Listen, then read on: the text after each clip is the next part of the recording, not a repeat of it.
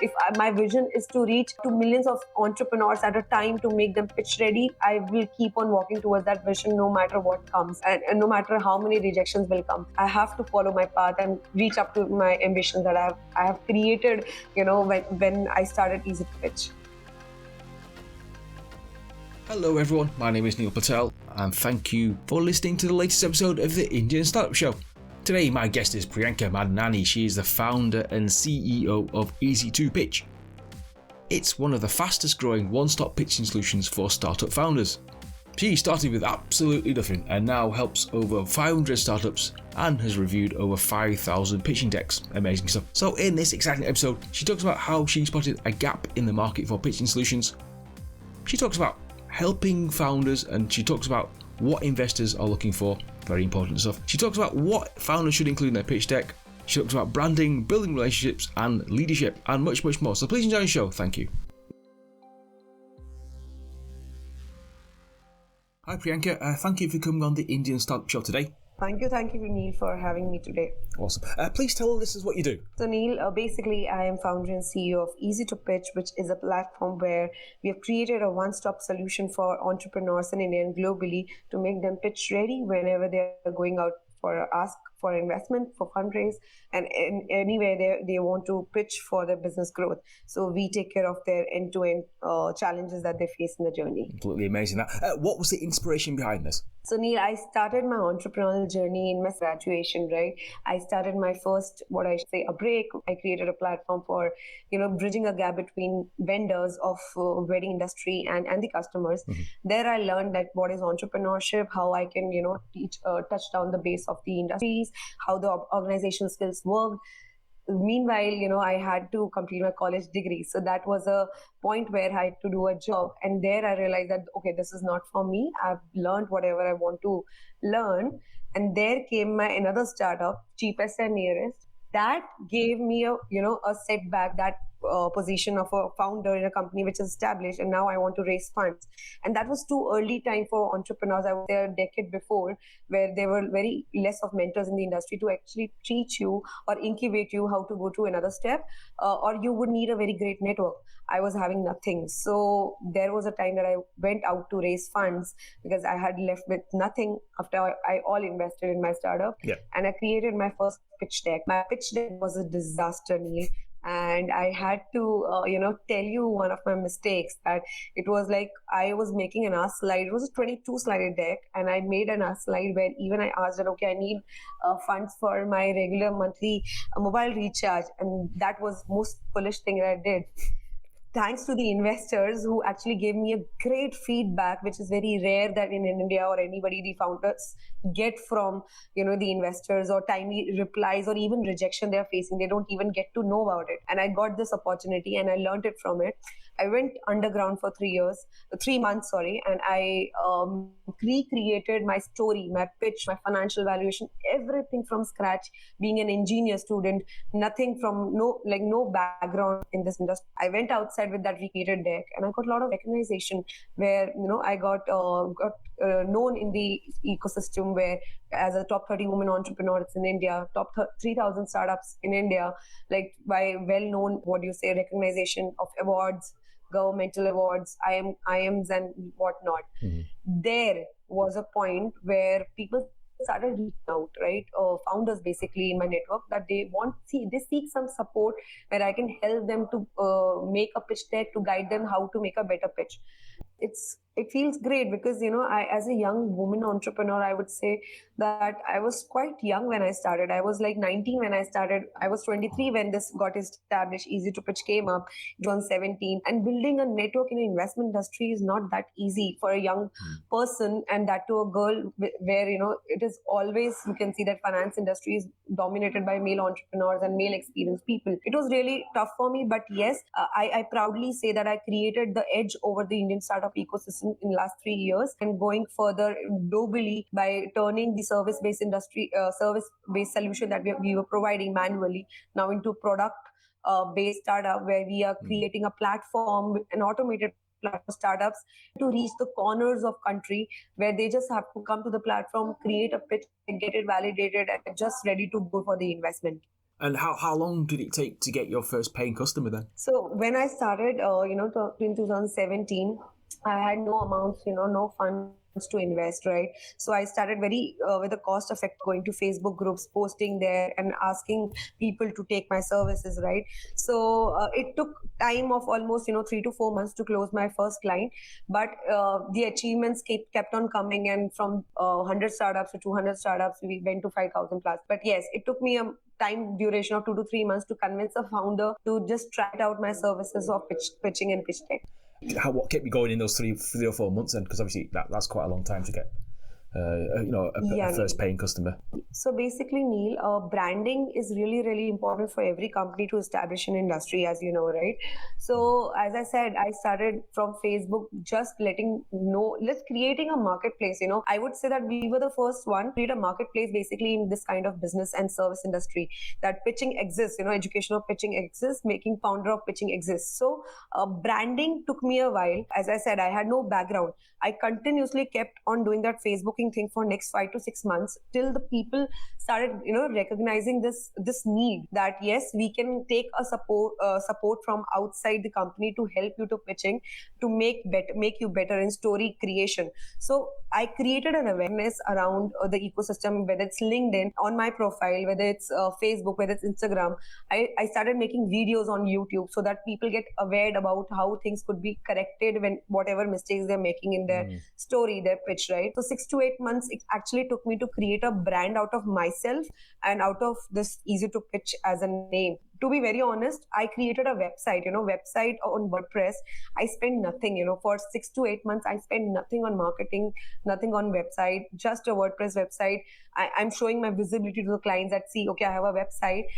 This is my LinkedIn profile. This is my Facebook and everything. I created, that visibility and ensure that they can come to me, and I'm a credible person to help them in raising funds, in making them pitching, because I have built that knowledge from going door to door to the investors, knowing the mistakes. And that's what I started, bringing up as a marketing stuff, as a content. And people started understanding over it that, yes, this can be, this is there. People do face such challenges, and let's go to this girl or this company and see what happens. And that's how, 6 to 8 months it took, like the challenges came up to create a brand. And now after 8 months, I started getting invites where people are asking me to come to session, to give sessions on pitching, how to pitch an idea. And that gradually helped me to be more visible in educating more and more people with whatever I have learned from my research work.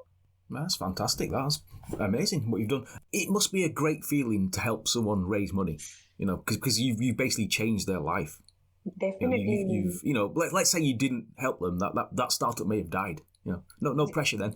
Neil, that's actually very true. It's not just helping them to raise funds successfully. It's about the impact and the feel that every day I get. Every day I talk to 4 to 5, founders, a new founder, grooming them individually for an hour or two and telling them the red flag, and they are working on it.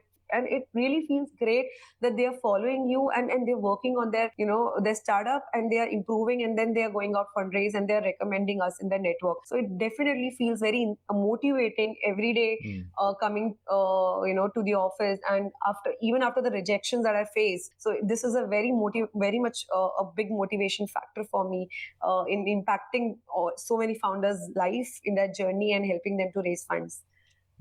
How do you deal with rejection then? Because obviously, you, like you said, you've had your fair few rejections. What kept you going? And rejection is like, as for an entrepreneur, rejection is something which we have to go through every day, whether it's through a meeting, through a partnership, through an association, or even if you're connecting a startup to the investor, or even a founder giving us a feedback that they were not ready, they were not satisfied with the work, right? So even in the team, I face rejections where I have to, guide all the team members to stay motivated, but still they are going down, or they're leaving the organization and whatnot. So these kind of challenges are like daily. What also biggest challenge that I will tell you, Neil, that since I started first startup, second startup, this third startup, every time I faced challenges like having a co-founder, right? And I talk to so many founders every day. Every founder is telling me that I'm not getting a right co-founder, and this is a problem with me himself, like myself, still I ensured that, this progress, the company which is running the operation should never stop, no matter I have a co-founder or not. If I have to be a solo player, I can be a solo player. And if I would have that patience to wait for the right co-founder. And yes, as I said, being a young person in the industry, rejections I have to face, but what keeps me going is the impact that I'm creating and the vision that I have, basically where I want to reach. If my vision is to reach to millions of entrepreneurs at a time, to make them pitch ready, I will keep on walking towards that vision no matter what comes, and no matter how many rejections will come. I have to follow my path and reach up to my ambitions that I have created when I started Easy to Pitch. Yeah, sounds amazing. But surely the reality, if you read the tech news, everyone gets funding. Every man and his dog gets funding. That isn't really the case. I would say it's literally 99 out of 100 don't get it. So you've got to be realistic as well, I suppose. Sure, Neil. Definitely, it's very important to be realistic. Giving example instances to the statement that if I am getting 40 to 50 startups a month who are reaching us to make them pitch ready, it's really important to tell them what is the reality. Everybody cannot get funding, right? And it's obvious that either you get rejections from the investors directly, or you take our feedback that you won't be selected or given fused with the funds from the investors. So this clarity, reality, we have to create. Whenever we are talking to any founder, we tell them with very blunt feedback that this is not the right time for you. If you're clearing these red flags in your path of your startup, of your business growth, then there would be a chance that you're getting not rejected and getting the fundraise. So we definitely be very blunt, because we ourselves got funding. We raised our pre-seed round for the product that we are creating in last November from top venture capitalists in India, right? So we understand that what investors want, what investors don't want, and definitely it's very important to tell them the facts that it's important to work right now on these red flags and then move forward for funding. Otherwise, it's a waste of time for both of the slot, whether it's investors, whether it's founders. They are both of their time get wasted, which is very valuable. So this is also a very important thing that we take care of when we deal with every founder that reach out to us. Right, let's talk pitching then. You're the expert on this one. Is there actually a pitching formula that you have then? Is there such thing as a pitching formula? So Neil, as I said, when I faced the rejection of getting a successful pitch done with the investors, I realized that yes, there is a huge gap. The skills which are required to be pitch ready are not understood by everyone, and it's not just the skill; it's about understanding the investors. And I of the investors and knowing that why they are rejecting the investors. What is the reason? If these are the 10 startups that they rejected, I want to know the each and every rejection point, and that research helped me that the investors' era has also changed. If I talk about the era like a decade before, the investors were more keen on the market size, how huge potential is of the market, and they were coming from the corporate mindset. But now even they have also faced challenges where they also lost a lot of money, and now they invest in the founder. It's like 80% of the investment happen in the execution of the founder, the trust that they are building, the story and engagement that they are having from the founder, the connect they are building, right? And that comes from the pitch, and then the further interest comes out, right? So if I talk about the skill, which is very important in today's day to convince any investor, is definitely the art of storytelling.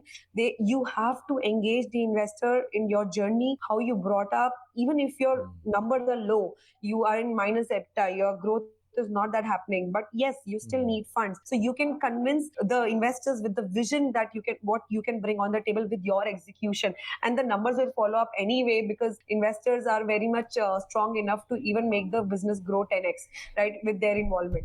Right, so the first conversation investor is really important.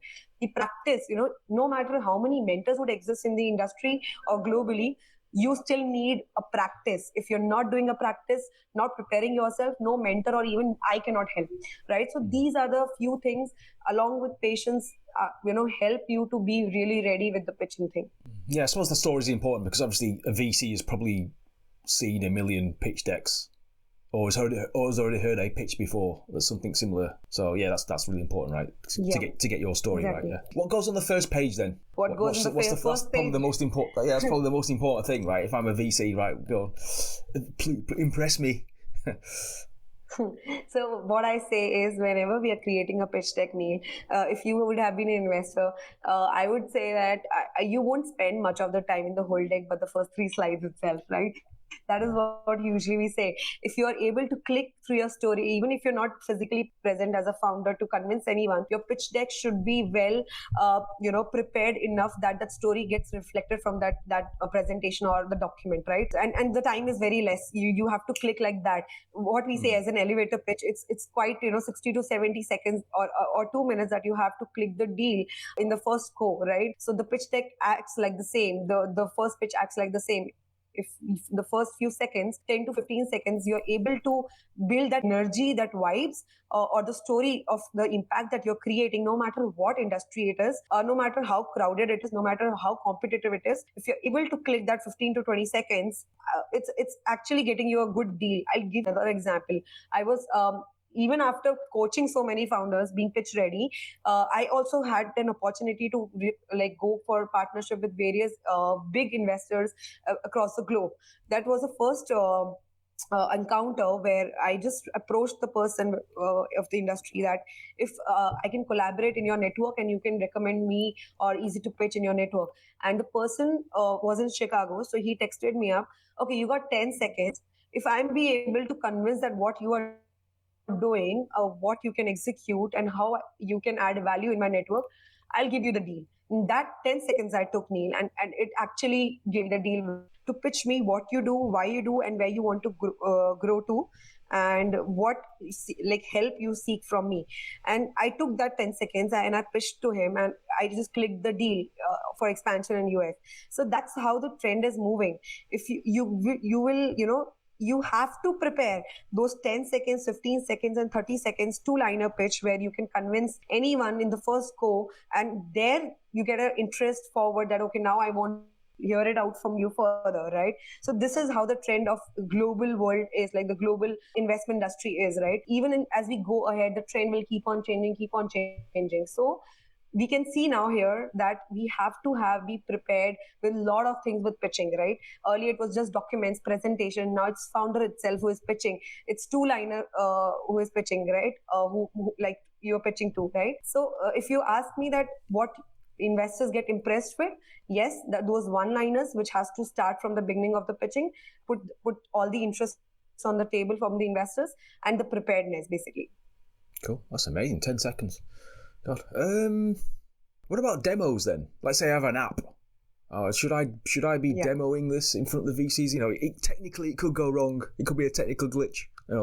Your thoughts on live demos? I would never recommend live demos, Neil. So when we raise funds, raising fund, of course, you understand it's not an easy task when you are scaling from a service-based to product-based, or you're starting a tech platform. People do want to understand that what is the user journey, what will the user experience, how the product will look like, right?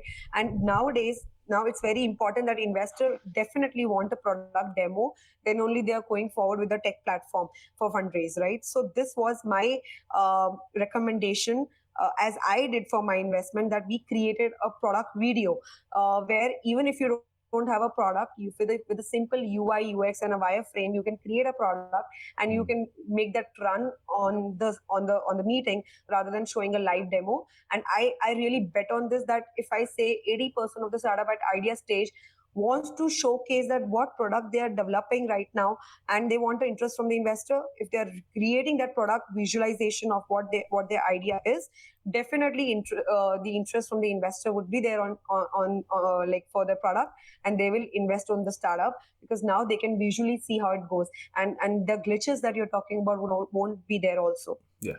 True. That's a good point. That excellent.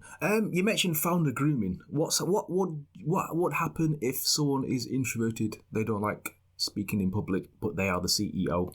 So so there are many times this happen that the founder is an introvert, right? And anyway, for pitching, it's very important to be extrovert to convince someone what your ideology is. Till now, every entrepreneur that I've seen, maximum of them are not introvert, because they have that energy, they have the feel to convince or sell what they want to execute, right? So if the introvert problem is there, it's not a good problem. when they are showcasing their product in front of the investors, we as a founder groomers ensure that this is not coming while they are going for the pitching for the first time. All the red flags we bring in front of them, whether it's being introvert, whether it's something missing in their pitch or anything, we bring it to them. We work with them, we guide them, no matter how much time it takes till they get properly prepared with the script and they answer in the questions asked by the investors. Unless that happens, I do not recommend any startup to go for the pitching. Even we do not connect them to the investors. Let's go back to the pitch deck then. How many pages should it have? How long should the pitch last, etc.? So, Neil, it depends on the stages of the startup. If it is a very early stage, which is the seed stage, idea stage, early revenue stage, we recommend not greater than 12 slides. And if it's a very idea stage, 7 slides maximum, not beyond that. And if you're in revenue stage, 12 slides maximum. If you're at series stage where you got ample of data to showcase your growth, then we could take it up to like 15 to 20 of range of the slot. So this is how we divide the amount of content, and we strategize the design and the story accordingly. In terms of the slide deck, then what are the top 3 things or 4 things that the VCs are looking for then? Okay, so the top 3 things, of course, the impact of problem that they're solving. Number 2 is, the solution that they're bringing, of course. Number 3, the traction, I won't say, because traction is something can be developed by changing business model in future also. The number 3 that they look forward is to the team. So these 3 things bring out a confidence to the investors that this is workable or not. So when these are workable, then they move into the product, which should be a market fit product, or what is a roadmap, right? So this is like a step-by-step process that they move into. Once they like the impact, then they move forward to the product, then they move forward to the execution team. This is how the order works for the investors, right? In terms of financials, obviously when it comes to tech, people like talking about tech, it's a cool and sexy thing, but when it comes to financials, I suppose founders sort of may not be that interested in going through spreadsheets and the financial details, etc., etc. But that's really important as well, obviously, to put that in the slide. Of course, that is very important. Yeah. So investors definitely look up to the projections. They are putting some money, right? They want to understand what are the returns. And if I talk about the execution, definitely in the execution, they definitely work on the financial that they would be creating in the next few years.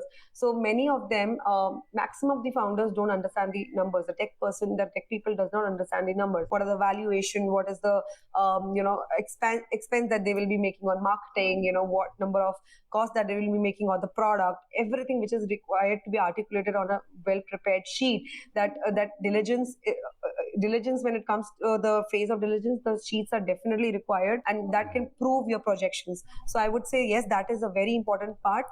Pitching is for the first end where you're convincing for your idea. Next comes definitely the financial, which will actually put the stone on your idea, on your projection, the pitching, that yes, now we have to go for this. Generally, what do most founders struggle with when it comes to pitching then? What have you noticed over your 5,000 pitches that you've worked, 5,000, all the startups that you've worked with? Yeah. So Neil, one of the biggest things that I've seen in the startup ecosystem is that the focus is not there. Whenever you're going for pitching, you get so confusing that you're put in articulation of your story that if I'm an investor, I'm listening to you, I'm not able to bring what you're doing exactly from your pitch, whether it's X thing, whether it's Y thing. The founders pitch 10 things at the same time, rather than putting a timeline to it or a roadmap to it, but putting everything on one go, whether it's B2B, B2C, B2B2C, everything at one go, they're putting in front of the investors, and investors definitely focus on one step at a time. So this is the biggest problem that I face, and I mentor the founders for that it's better to talk about one thing at a time, that what you want to execute for this much timeline and how you'll scale up or go to the another model that you want to project for your expansion. So this is something that I guide upon to maximum founder whenever I'm grooming them or listening to the pitch, to just make it, to make the pitch very clear, specific and focused. I think you mentioned co-founders. Talk about your team then. How did you meet your co-founder? So right now, I would say that my co-founders usually be my friends and families. So that's how I met my co-founder. And, if I talk about my team, we are a team of 30 people, working in creating the storyline pitches and the financials for the startup ecosystem. And we have trained well experts in the organization right now, whether whatever qualification is required to achieve that finest delivery that we have to provide it to the founders to make them pitch ready. So that's how we do. And any advice on people who are looking for co-founders? Any do's or don'ts? Yeah, of course. So if I talk about like, this is something I usually talk about, the do's and don'ts about the co-founder. So it's really, really important to find a good match whenever you're starting a startup, because if you're starting with the wrong person, it can go and end up in wasting a lot of your time and emotions, and of course the thing that you've created so far. So the compatibility is very important, and it can come from anybody, not just friends and families, but even if you're meeting someone for the first time, right? You just need to understand that how long that person can survive with you, how long you can survive with that person. Of course, that only comes when you have trial phase with that person, rather than just directly going and giving them the equity. No, never do that. You should surely have a good phase of experience with that person first, and then dilute something or give a part of your company to that person once you realize that, okay, this is a compatible person and can prove himself whenever you're not present, and the operation will keep on growing without any disturbance or anything, right? And of course, the vision and the growth. We need to understand that money comes and goes, right? Money cannot be the factor to satisfy anyone. So if you are joining a startup, or you ask any co-founder to join you, he or she should be aligned towards the vision. And we are, if we want to start up, of course we want to become a unicorn, and grow exponentially. So the patience is very much required, to go up to that mark, to face challenges, and not get demotivated and start again. So these kind of qualities are very much needed, which should be hunted whenever you are looking for a co-founder. Wise advice there. Yeah, last 2 questions then. What's been sort of like the best day so far then? Okay, so best day so far for me, when actually I acquired such a time in my life where I don't face, how would I say? So I was always a solo player, Neil. Whether it was my college, whether it was my basketball championship that I played for nationals, whether it was my last job, and even easy to pitch, I was always facing this challenge that, people are coming and people are going. I'm not able to make them stay in the company, right? Or what is lagging to motivate them to stay for a longer journey? And now I am really happy to say that since last 1.5 years, since this COVID, I've created a team which is actually ready to stay till this company becomes 100x, right? And that gives me a great happiness that I'm finally not a solo player. I built a family which is ready to stay for long. And this is also very important for every founder to become a team player rather than a solo player, because this is not a corporate world, this is startup world, right? And you have to create such a culture where people are staying with you for long, understanding the vision, because everybody in the team is acting as an entrepreneur, as a founder, and not just an employee. So that kind of change that has brought right now in the company has given me a lot of happiness.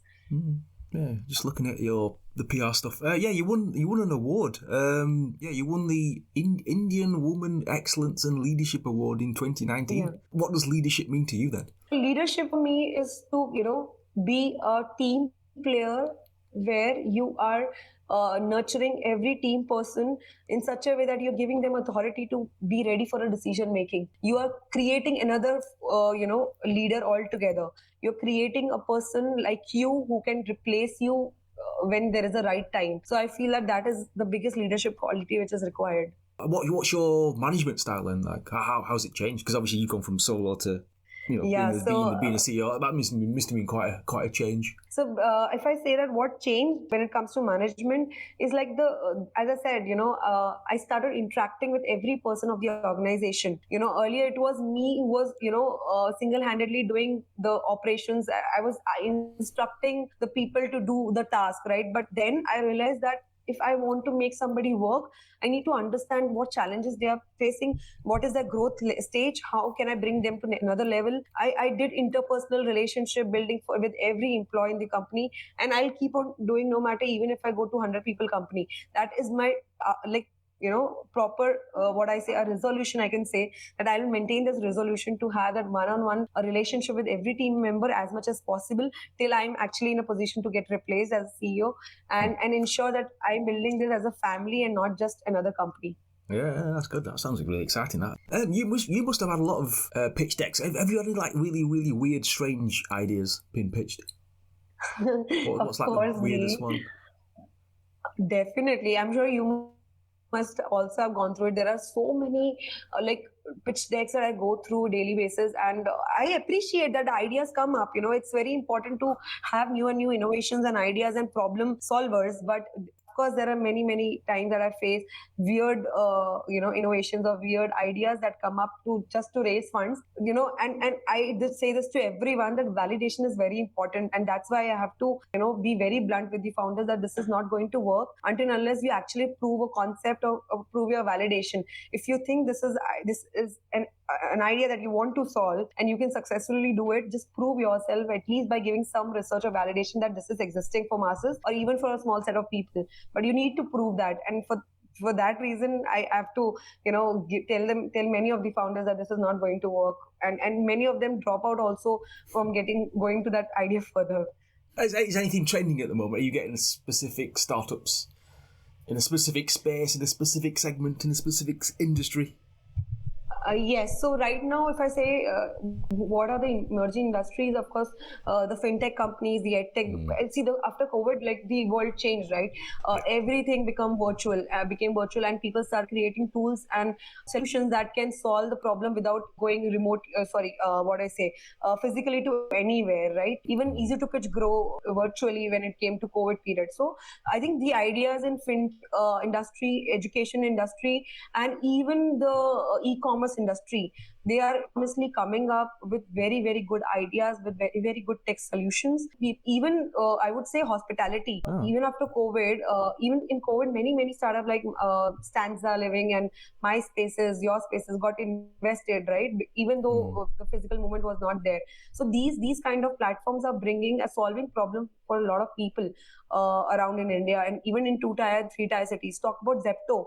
Zepto, I would say there was something existing already in the market by Swiggy, which is an Instamart, and this Zepto came up, and I tried this recently. Like it gives a guaranteed delivery for within 10 minutes, no matter where you are, and it actually shocked me by giving the delivery in 8 minutes, which never happened by any delivery app. And I was shocked, like these things are coming, and what will happen in future, like how fast things will exist, which will change the mindset and the people's lifestyle altogether. In terms of finance, then, where are we with that then? Because obviously we've gone through COVID, or nearly gone through COVID. There's a war going on at the moment. Prices are going up. Energy bills are going up. Prices of oil, petrol, etc., etc. Yes. Obviously, this affects the market. Any insights on that? I would say so. If it is considered about COVID, we grew in COVID. People keep on asking me that many startups got shut down, many faced losses. What happened to Easy to Pitch? I would say that it gave me another boost, like gave Easy to Pitch another boost altogether, because earlier it was a mindset that if you have a physical person who is making your financials or pitch, that is much recommendable or preferable rather than going or dealing with anybody virtually. I created this story altogether that yes, things could be done virtually whenever, like wherever you're sitting, whether it's India, whether it's globally. We have a lot of clients in different continents also. It's if I talk about US, China, if I talk about Europe, like Singapore, like everywhere we have now clients, right? So this COVID helped me to bring this, create this space virtually where we are helping everybody and anybody virtually, and you don't need to be a physical present, like go for a physical present thing. And if I talk about the war thing, Neil, I would say that of course this is again not impacting us, because we have been a service based platform, and we are giving something which is actually very much needful for the founders to go to another level, and that is only what helping us helping us in growing. What do you worry about then? What I'm worrying about is I'm not sure. So basically, my biggest challenges have been quite solved now. So now my focus is next in launching my product globally.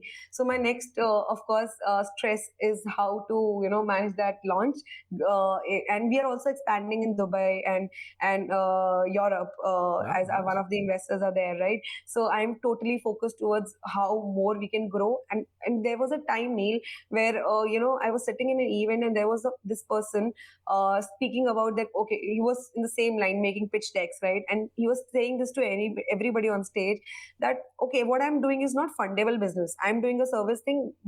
You're making I'm making a document. I'm giving it to the founders. This is not a scalable business, or this is not a fundable business. That was a clicking point for me, and I realized, no, it is also a fundable business. I can create a platform for this, where I can reach masses with a tech product. And that motivated me to go out for a fundraise, and we raised fund, and we created history altogether in India for the first time, that somebody in this industry for pitching is getting funded. And that motivated me to expand in more and more countries. And my next biggest challenge is, of course, launching this product globally in March end. Is that right? So you were the first company to get Yes. funding based. Oh, right. Oh, hell. Wow. It's amazing, that. Yeah, Neil. Amazing. Yeah, last few questions then. Has anyone helped you on your journey? Anyone you sort of want to talk about?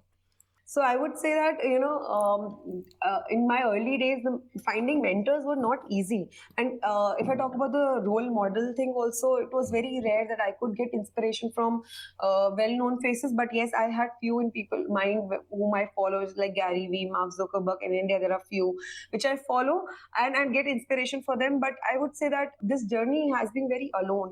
Whenever my biggest, another biggest, downfalls or downs have been where I used to, crave for acknowledgements, or even reach out to people who are not replying to me. And even if they are good friends or good known in the network, right? So this challenge I've always faced. So it was a very alone journey, Neil, I would say. But there are few people who definitely helped me and guided me. I would say Arpit Agrawal from Bloom Ventures. I would say Rajesh sir, who is from IIM, is a professor there. My parents and many and more few people in my network who actually held me to tell the real values of the business, and how I can, keep my professional and personal life different, and how I can visualize more and more growth, be a person of processes, structure my ideas, shape my ideas, and execute, take a decision, and take that bigger risks. Mm-hmm. I would say you're a role model now. Thanks for that, Neil. I really happy. I'm happy to hear that at the age of 27, people have given me that position of being recognized as a mentor, as a role model, because my parents were like never expecting anything out of me. And now when they see me on television, they are like so proud that we never knew that you could do this at such a young age. So yeah, that's really a big point of happiness for me. Happiness. Actually, speaking of TV, Shark Tank, I don't know if you watched it in India. Just obviously it's an entertainment show, TV show. In terms of the pitches, their pitches, obviously been rehearsed to death by obviously being told by producer. What do you think of those pitches then? I would say, Neil, I started my when I started research work with my pitching. Shark Tank was the biggest thing in the world that can inspire anybody to be pitch ready, and that's how I started. Right, people, Mark Cuban and all, they really inspire me a lot when the way they grill the founders, right? When it came to India, I had really huge expectation from the Indian industry, bringing up Shark Tank. Of course, the pitches were good. More things could be added on that, but yes, that gave a good benchmark to the Indian founders, that how they have to be prepared, how concise they have to be when they're coming to pitching, how better they have to be with the story when they're pitching. So I guess it set a good benchmark for the Indian ecosystem. Any advice for our first-time founders? Sure, Neil. So I would, as I always say, Neil, as a first-time founder, it's important to create a timeline for yourself. Many founders, if I say the old founders, when they started up, they shut down their startups very beginning. They got devastated with whatever they did. Why? Because they did not set a timeline for themselves. No matter at what age you start, if you're starting up, you have to set a schedule or milestones for yourself, that where you will go and when, and that will give you a disciplined journey. That okay, you have to execute this by this milestone. So this is very much required to be successful in your journey. Apart from that is, of course, see, this journey of entrepreneurship takes a lot of things from out of you, whether it's your friends, families, whether it's your lifestyle, whether it's emotions, many downs and less ups. So that patience and that capacity of not quitting and just carrying forward to face those challenges with no, like, everyday new challenge and solution has to be found no matter what comes. So these things are very much required when you are starting up. Okay, last question then, for people who want more information on Easy to Pitch, what must they do? Sure, Neil. So Easy to Pitch, as I said, is a platform where we make thousands of founders pitch ready, whether it's your documentation, whether it's your grooming, what to pitch to the investor, when to pitch to the investor, how to pitch to the investors, what should be the right numbers, who are the right investors for you, and what is the story that should be brought up out of your startup journey, how to present that, anything and everything what is required. We do it. You just have to come to us, and we make any and every founder at any stage pitch ready. Awesome stuff. Priyanka, thank you for coming on the show today. Thank you so much, Neil, for having me. Thanks to Priyanka for coming on the show today. For more information, please check out easy2pitch.com. That is the end of the show. Thank you for listening and supporting the podcast. Let's connect on facebook.com/Indian Startup Show, or Twitter @Indian Startup SH, or email me hello@neilpatel.co. Thank you and goodbye.